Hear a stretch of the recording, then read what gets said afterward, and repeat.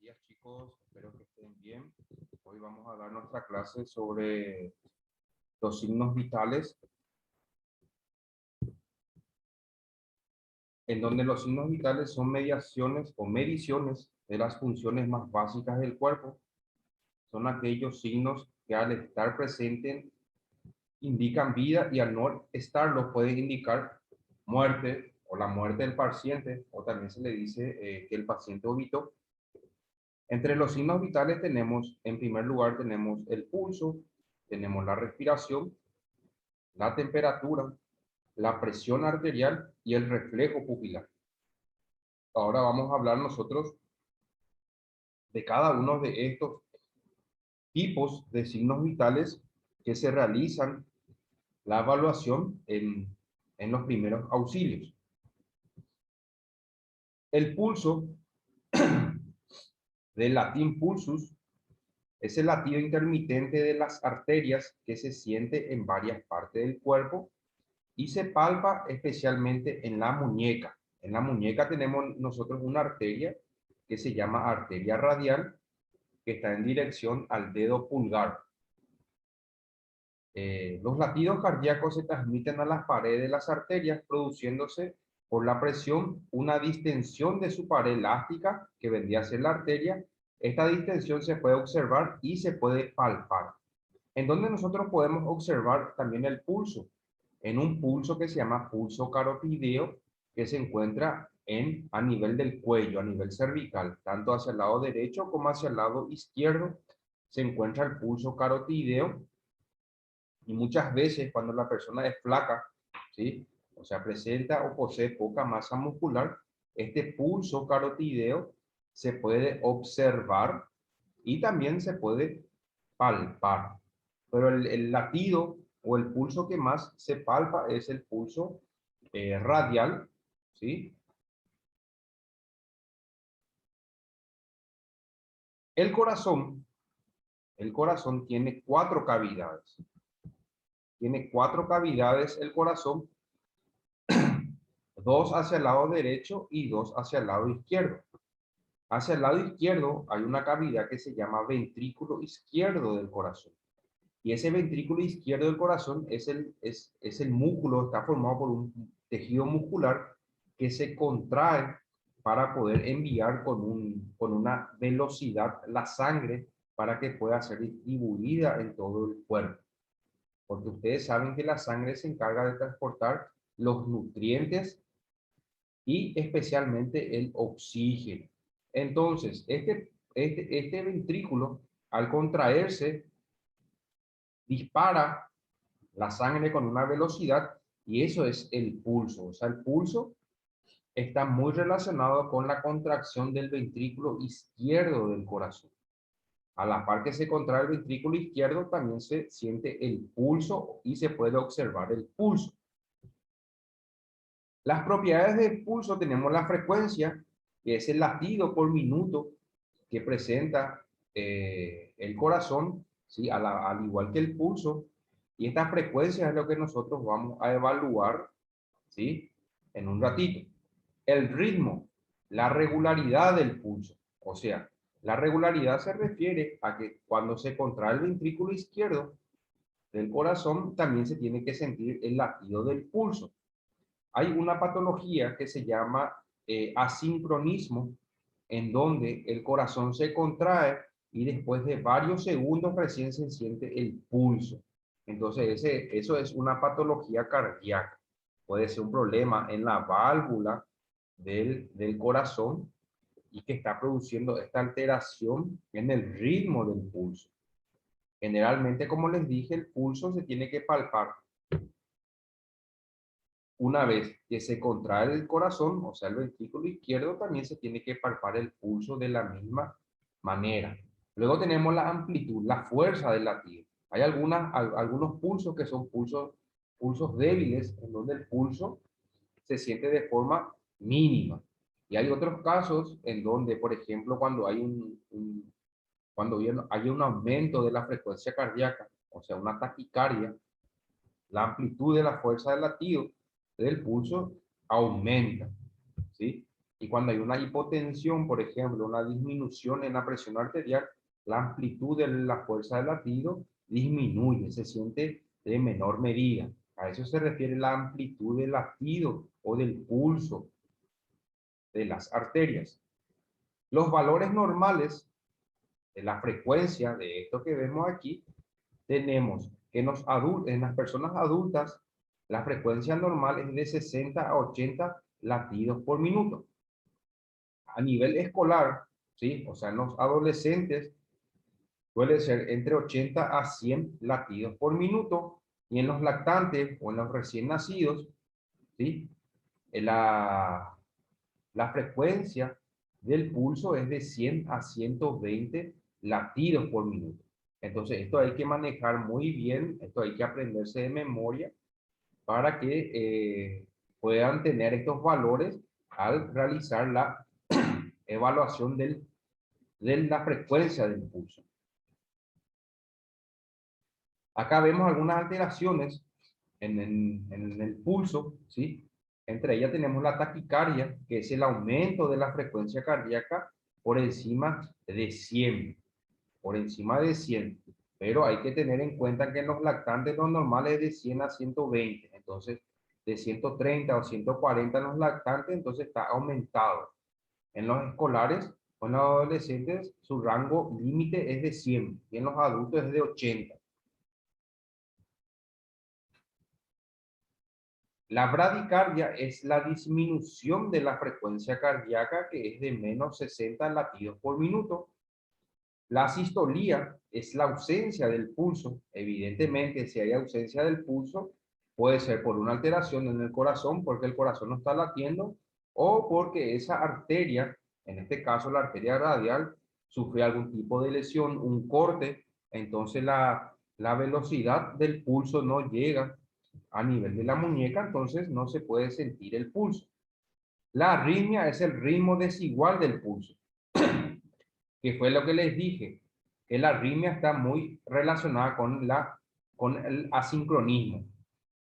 O sea, ¿qué quiere decir?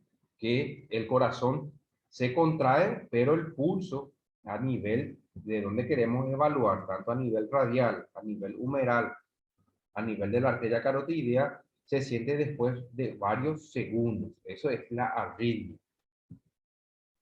El pulso puede estar afectado por procesos patológicos, ¿sí? Alguna patología en el corazón, por procesos fisiológicos o por estimulación de aparatos especiales. Por ejemplo, el marcapaso, por ejemplo, ¿sí? Muchas veces cuando el marcapaso deja de funcionar o está funcionando de mala manera, entonces el pulso también se siente de forma irregular. ¿Cómo se evalúa el pulso? Se utilizan las yemas de los dedos índice y medio, se presiona suavemente pero con firmeza sobre la arteria hasta que se note el pulso, o sea, dependiendo de la arteria que nosotros queremos evaluar, ya sea la arteria radial, la arteria humeral, la arteria carotidea, la arteria inguinal y la arteria peria. Se empieza a contar las pulsaciones cuando el segundero del reloj marque las 12. O sea, nosotros vamos a utilizar un reloj y se cuenta durante un minuto, ¿sí? Y se evalúa cuántos latidos el paciente presentó durante un minuto, ¿sí? Dijimos que en el adulto es de 60 a 80 latidos, en el adolescente es de 80 a 100 y en los recién nacidos es de 80 a 120 latidos por segundo. Esto es la primera forma de evaluar el pulso. Se evalúa utilizando el reloj, se evalúa un minuto cuántas pulsaciones tiene en un minuto. El segundo o la segunda forma de evaluar el pulso es se cuenta su pulso durante 60 segundos o durante 15 segundos, ¿sí?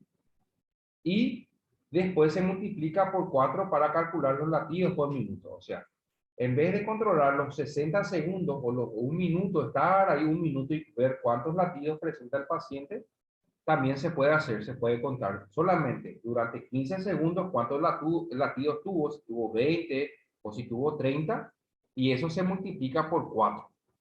Y ahí también sale el pulso del paciente o la frecuencia cardíaca.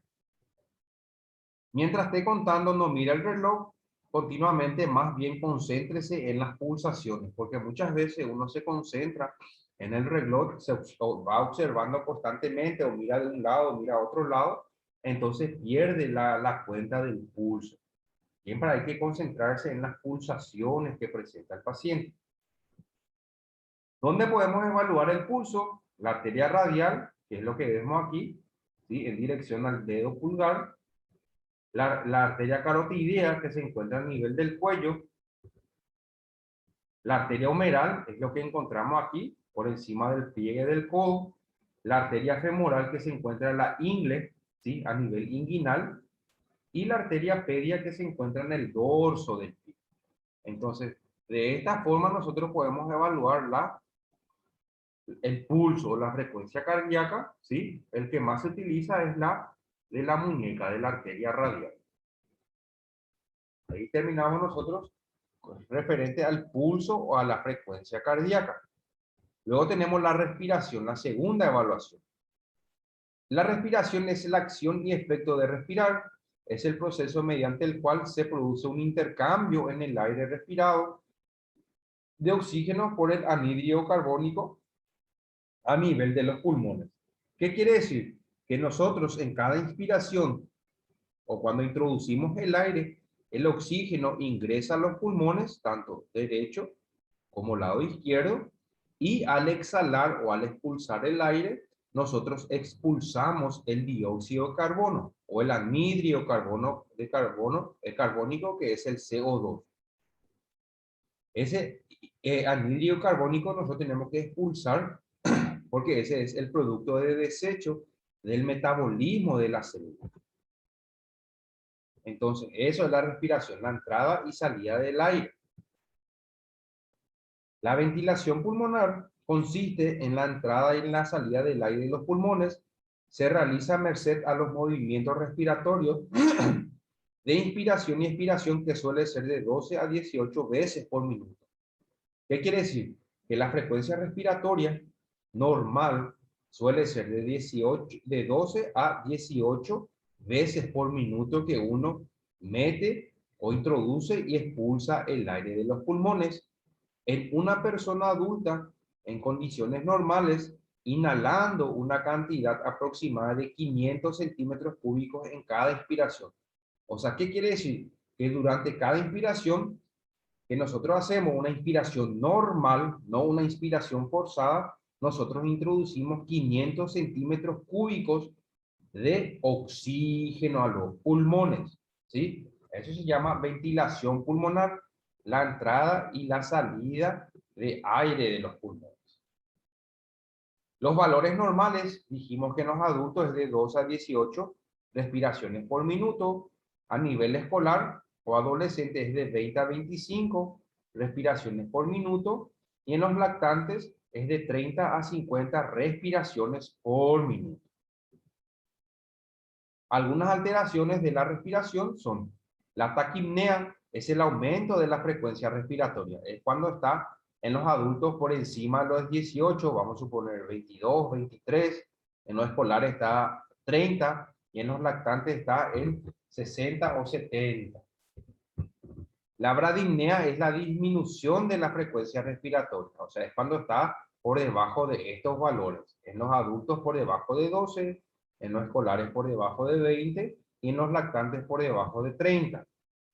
La apnea es la ausencia de la respiración espontánea. La apnea es cuando el paciente no está respirando, ¿sí?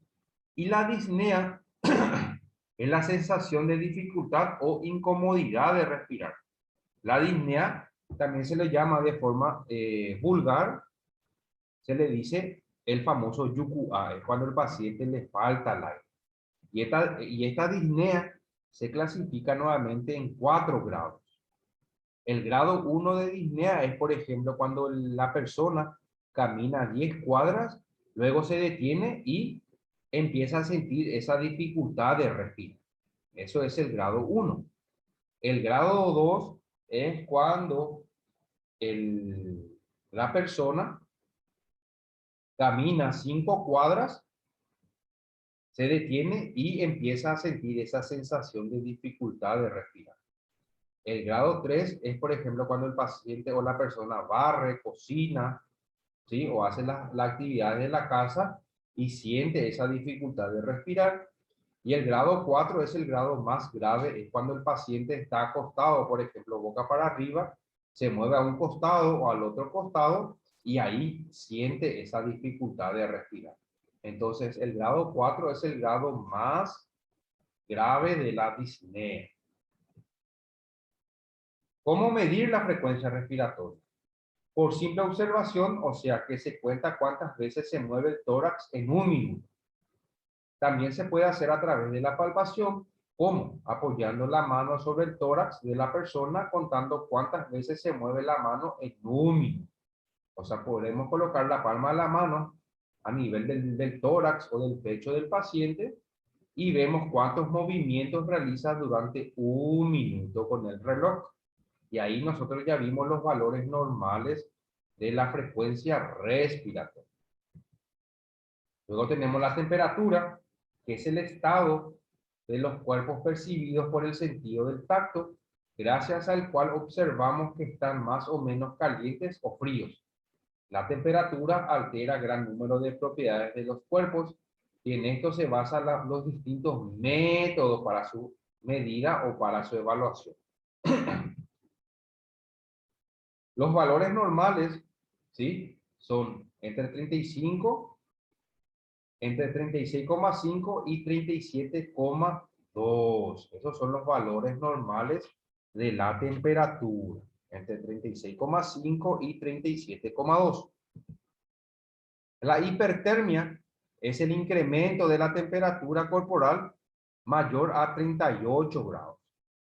Cuando el paciente ya tiene fiebre, ¿sí? Entre 37,5, 37,7 o 37,8, a eso se le llama febrícula. O como se dice el famoso canundú en guaraní. Eso es febrícula. Pero cuando la temperatura está por encima de los 38 grados ya es fiebre. Y cuando la temperatura llega a los 39, 39,5, ya es una fiebre intensa, ¿sí? La hipotermia es la disminución de la temperatura corporal menor a 35 grados Celsius. Leve es entre 32 a 35, moderada es de 30 a 32 y la hipotermia severa ya es menor a 30 grados. Entonces, si la persona o el paciente presenta hipertermia, o sea, un aumento de la temperatura, presenta fiebre, el sistema nervioso central del cerebro envía la orden de que se activen las glándulas sudoríparas para que el paciente empiece a sudar. Entonces, cuando el paciente suda, ese sudor interactúa con el ambiente del entorno donde estamos, entonces se evapora y da una sensación de frescura. Y eso ayuda a que la temperatura vuelva a disminuir. O sea, en la hipertermia el paciente empieza a sudar. Y en la hipotermia, cuando hay una disminución de la temperatura corporal menor a 35 grados, el paciente ¿qué hace? ¿O qué hace el sistema nervioso central? Hace que el músculo o los músculos se empiecen a contraer de forma involuntaria. Uno empieza a temblar. Entonces, esa contracción involuntaria de los músculos genera calor y ese calor hace que la temperatura vuelva a aumentar nuevamente. ¿Cómo evaluar la temperatura corporal? Bajar, o sea, se utiliza un, eh, un termómetro con una columna de mercurio. Se debe bajar la columna de mercurio sacudiéndolo varias veces. Observar que la columna descienda por debajo de los 34 o entre los 33 a 34 grados Celsius. Luego se puede colocar en la boca, en la axila o en el ano. Dejar el termómetro en el tiempo suficiente entre 2 a 5 minutos y ver cuánto marca la columna de mercurio. La evaluación de la temperatura a nivel oral. La temperatura se puede tomar en la boca utilizando el termómetro clásico relleno de mercurio o los termómetros digitales más modernos que usan una sonda electrónica para medir la temperatura. Luego tenemos la temperatura rectal, las temperaturas que se toman en el recto utilizando un termómetro de mercurio digital tienden a ser de 0,5 a 0,7 mayores que si se toman en la boca. Entonces, entre la oral y la rectal, la más precisa es la rectal. Esta se encarga de evaluar la temperatura más correcta, la rectal. Luego le sigue la oral y luego le sigue la axilar, la que vemos aquí. Porque la axilar o la axila se encuentra, es externo, es una temperatura externa porque a nivel de la piel. En cambio, la bucal o la oral y la rectal ya es interno, ya se evalúa a nivel de la mucosa. La temperatura se puede tomar debajo del brazo utilizando un termómetro de mercurio digital y las temperaturas que se toman en esta zona suelen ser de 0,3 a 0,4 más bajas de las que se toman en la boca. Luego tenemos la temperatura que se evalúa en el oído. Un termómetro especial puede medir rápidamente la temperatura del tímpano, que refleja la temperatura central del cuerpo, la temperatura de los órganos internos. Entonces, las formas de evaluar la temperatura tenemos la oral, la rectal, la axilar y en el oído. La que más se utiliza es la axilar.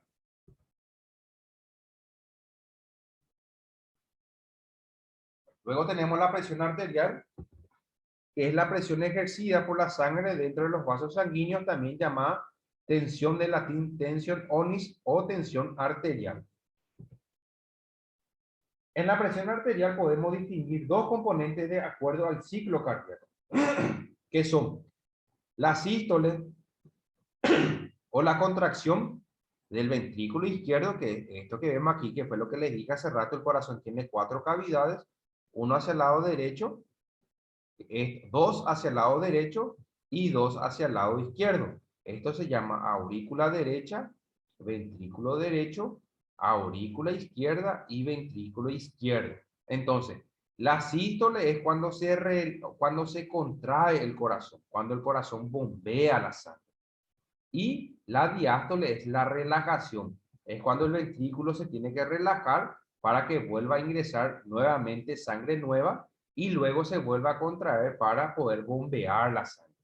Entonces, la sístole es la contracción del ventrículo izquierdo y la diástole es la relajación del ventrículo izquierdo. Los valores normales en el adulto, la sistólica es 120 y la diastólica es entre 70 a 80 milímetros de mercurio. En los escolares, la sistólica es de 90 a 100 milímetros de mercurio y la diastólica es entre 55 a 70 milímetros de mercurio. La hipertensión es el incremento de la presión arterial entre 130 o mayor a 130 milímetros de mercurio sobre 90, que normalmente se le dice 13,9. Cuando está en 13 o en 9, ¿sí? Eso ya es un aumento de la presión arterial y eso se llama hipertensión. La hipotensión es cuando se encuentra por debajo de los 80 o 50. 80 es la sistólica y 50 es la diastólica, ¿sí? 130 es la sistólica y 90 la diastólica. Estos son los valores normales que se producen durante la hipertensión mayor a 130 y la hipotensión menor a 80. ¿Cómo se puede evaluar la presión arterial? Mediante la palpación, la auscultación y otros métodos. Los requisitos para evaluar la presión arterial. El paciente o la persona debe estar en un reposo de 3 a 5 minutos, puede estar acostado o sentado. El manguito bien ajustado cubriendo los 2/3 del brazo, que es el manguito que nosotros inflamos a nivel del brazo, ¿sí? A nivel del húmero. Se debe tomar en ambos brazos, o sea, primero se toma un brazo, luego se toma el siguiente brazo. Muchas veces cuando uno evalúa, por ejemplo, en el brazo derecho y no sale bien la presión arterial, entonces hay que evaluar el otro brazo. No hay que evaluar de forma inmediata el mismo brazo porque ahí sigue saliendo alterados los valores normales de la presión arterial. En decúbito dorsal acostado, sentado y ortotatismo, que es en la posición de sentado. En forma palpatoria con el pulso y auscultatoria con un estetoscopio. En forma palpatoria, ¿qué pasa? Nosotros vamos a palpar el pulso radial para evaluar la presión arterial. Y la auscultatoria vamos a utilizar o colocar el estetoscopio a nivel de la arteria humeral. Ahora cuando nosotros demos nuestra clase práctica, yo les voy a mostrar tanto la palpatoria como la auscultatoria. Y por último tenemos el reflejo pupilar. Es el reflejo que presenta la pupila al ser estimulada por la luz, siendo su respuesta normal la contracción de la misma. Algunas alteraciones del reflejo pupilar es la miosis, es cuando se contrae la pupila del ojo. La midriasis es cuando la pupila se dilata. Y la anisocoria es cuando el diámetro de dilatación es igual entre las dos pupilas. O sea, la dilatación tanto del lado derecho como del lado izquierdo se encuentra alterada.